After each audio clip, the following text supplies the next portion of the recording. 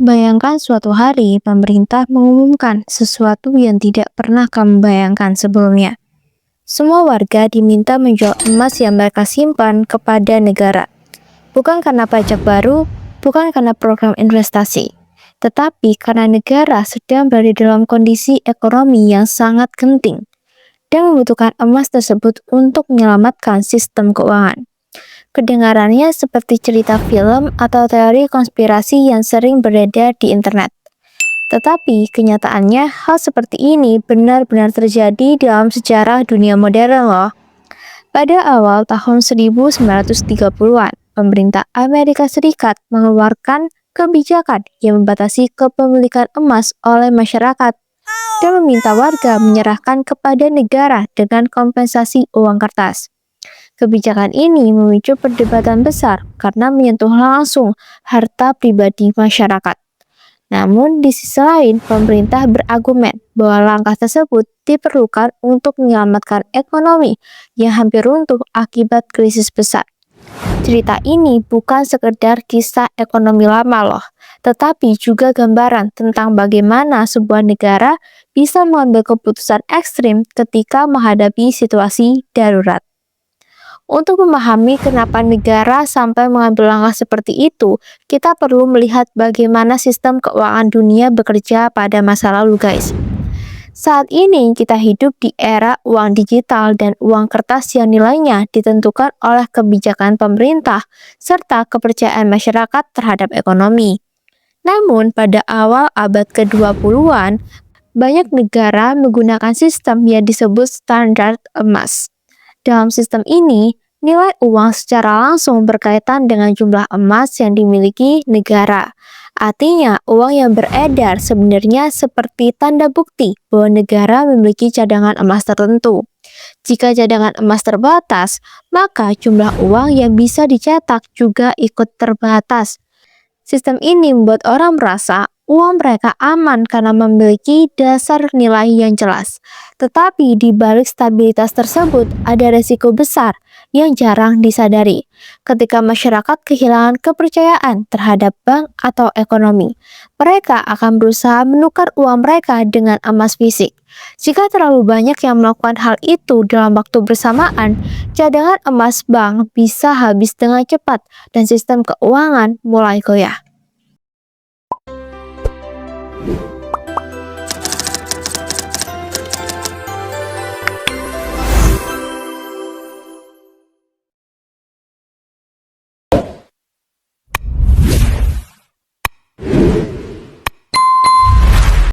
Dunia ketika emas menjadi tulang punggung ekonomi. Pada masa sebelum Perang Dunia Kedua, emas memiliki peran yang jauh lebih penting daripada sekarang. Banyak negara menghubungkan mata uang mereka dengan emas melalui sistem standar emas, sehingga setiap lembar uang yang beredar secara teori dapat ditukarkan dengan emas dalam jumlah tertentu. Cara kerjanya bisa dibayangkan seperti gudang penyimpanan yang memiliki tiket pengambilan barang. Setiap tiket mewakili barang yang ada di dalam gudang. Dalam sistem keuangan saat itu, emas di kas negara adalah barang di gudang, sedangkan uang kertas adalah tiketnya. Selama masyarakat percaya bahwa tiket tersebut bisa ditukar dengan emas, mereka akan tetap menggunakan uang kertas untuk transaksi sehari-hari.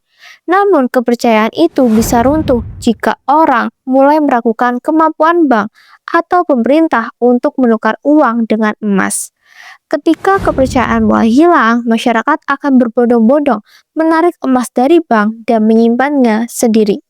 Situasi seperti itu sangat berbahaya bagi sistem keuangan, guys.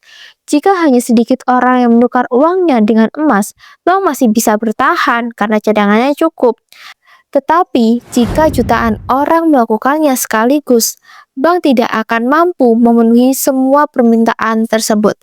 Inilah yang disebut dengan bank run, yaitu kondisi ketika banyak nasabah menarik dana mereka secara bersamaan karena takut bank akan bangkrut.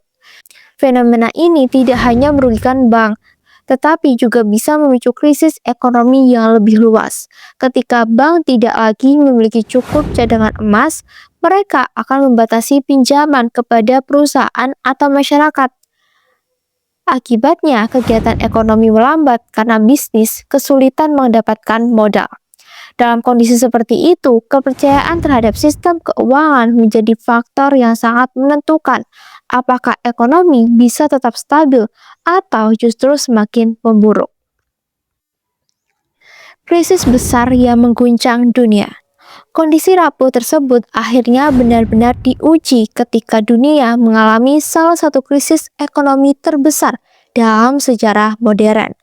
Krisis ini dimulai dengan kejatuhan pasar saham Amerika Serikat pada tahun 1929. Sebuah peristiwa yang dikenal sebagai Wall Street Crash of 1929. Ketika harga saham anjlok secara drastis, banyak investor kehilangan kekayaan mereka dalam waktu sangat singkat. Perusahaan yang sebelumnya berkembang pesat tiba-tiba kehilangan sumber pendanaan dan mulai mengalami kebangkrutan. Bank yang memberikan pinjaman besar kepada perusahaan-perusahaan tersebut juga ikut terdampak karena banyak utang yang tidak bisa dibayar kembali. Efek domino ini dapat cepat menyebar ke berbagai sektor ekonomi. Industri menurun, produksi berkurang, dan jutaan orang kehilangan pekerjaan. Dalam beberapa tahun aja nih, krisis ini berkembang menjadi Great Depression, sebuah depresi ekonomi yang mempengaruhi banyak negara di dunia. Ketika krisis semakin dalam, kepercayaan masyarakat terhadap sistem perbankan mulai runtuh.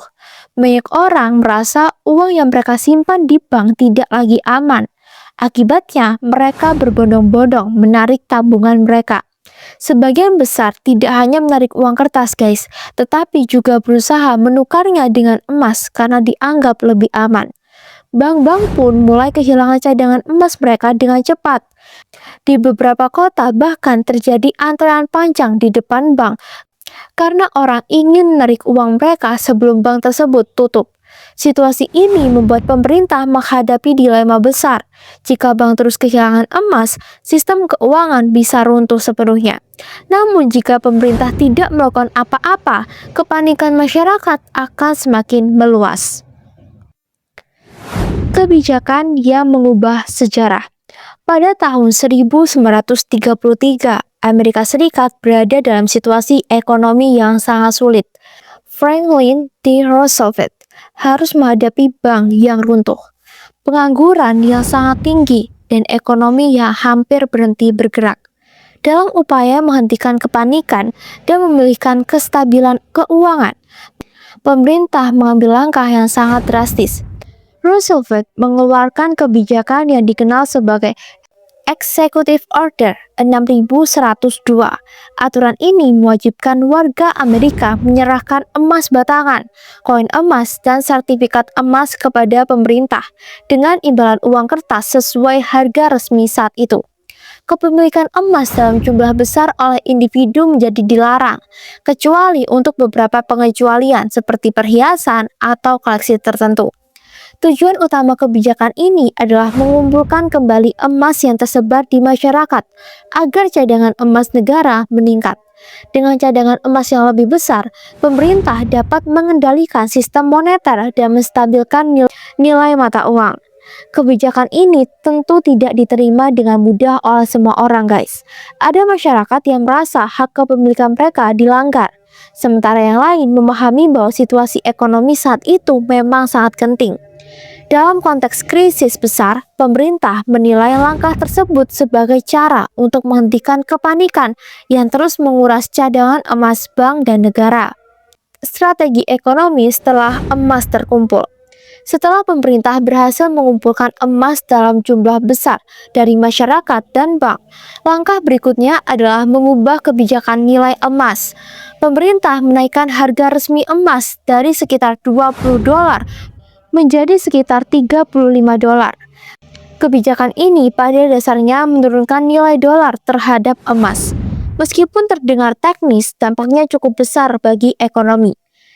Dengan harga emas yang lebih tinggi, pemerintah secara efektif meningkatkan nilai cadangan emas yang dimiliki negara. Hal ini memberikan ruang bagi pemerintah untuk memperluas jumlah uang yang beredar di ekonomi. Dalam situasi krisis, peningkatan jumlah uang beredar dianggap penting untuk mendorong aktivitas ekonomi dan membantu perusahaan serta masyarakat kembali berproduksi. Langkah ini menjadi bagian dari rangkaian kebijakan ekonomi yang lebih luas yang dikenal sebagai program New Deal. Program ini mencakup berbagai proyek pembangunan infrastruktur, program bantuan bagi pengangguran, serta reformasi sistem perbankan. Tujuannya adalah memulihkan kepercayaan masyarakat terhadap ekonomi dan menciptakan lapangan kerja baru. Walaupun pemulihan ekonomi tidak terjadi secara instan, kebijakan-kebijakan tersebut secara bertahap membantu mengurangi dampak krisis dan memperkuat sistem keuangan Amerika Serikat. Apakah hal ini bisa terjadi lagi? Melihat sejarah tersebut, banyak orang bertanya, apakah pemerintah modern bisa melakukan hal yang sama terhadap emas masyarakatnya? Secara teori nih, negara memang memiliki kewenangan untuk mengambil kebijakan ekonomi darurat jika menghadapi krisis yang sangat berat. Namun, kondisi ekonomi dunia saat ini sudah sangat berbeda dibanding masa awal abad ke-20. Sebagian besar negara telah meninggalkan sistem standar emas, sehingga nilai mata uang tidak lagi bergantung langsung pada cadangan emas yang dimiliki negara. Bank sentral modern memiliki berbagai alat kebijakan moneter untuk mengatur jumlah uang beredar dan menjaga stabilitas ekonomi. Instrumen seperti suku bunga, operasi pasar terbuka, dan kebijakan likuiditas memungkinkan pemerintah merespon krisis tanpa harus mengumpulkan emas dari masyarakat. Selain itu, sistem keuangan global saat ini jauh lebih kompleks dan saling terhubung dibanding masa lalu, guys. Kepercayaan investor internasional, pasar keuangan global, dan regulasi modern menjadi faktor penting dalam menjaga stabilitas ekonomi. Karena itu, kebijakan seperti pembatasan kepemilikan emas oleh warga menjadi sangat jarang digunakan di era modern. Di Indonesia sendiri, hingga saat ini tidak pernah ada kebijakan nasional yang memaksa masyarakat menyerahkan emas mereka kepada negara. Emas tetap menjadi aset pribadi yang bebas dimiliki masyarakat sebagai perhiasan maupun investasi. Kisah tentang negara yang membutuhkan emas rakyatnya mungkin terdengar mengejutkan, tetapi sejarah menunjukkan bahwa hal tersebut pernah benar-benar terjadi dalam situasi krisis ekonomi yang sangat berat.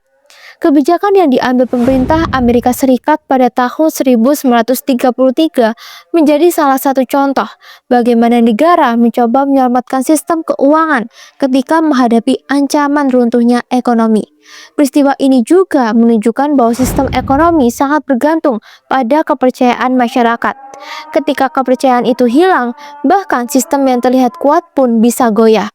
Dari kisah ini, kita bisa belajar bahwa ekonomi bukan hanya soal uang dan angka, tetapi juga soal keputusan besar yang diambil dalam situasi sulit.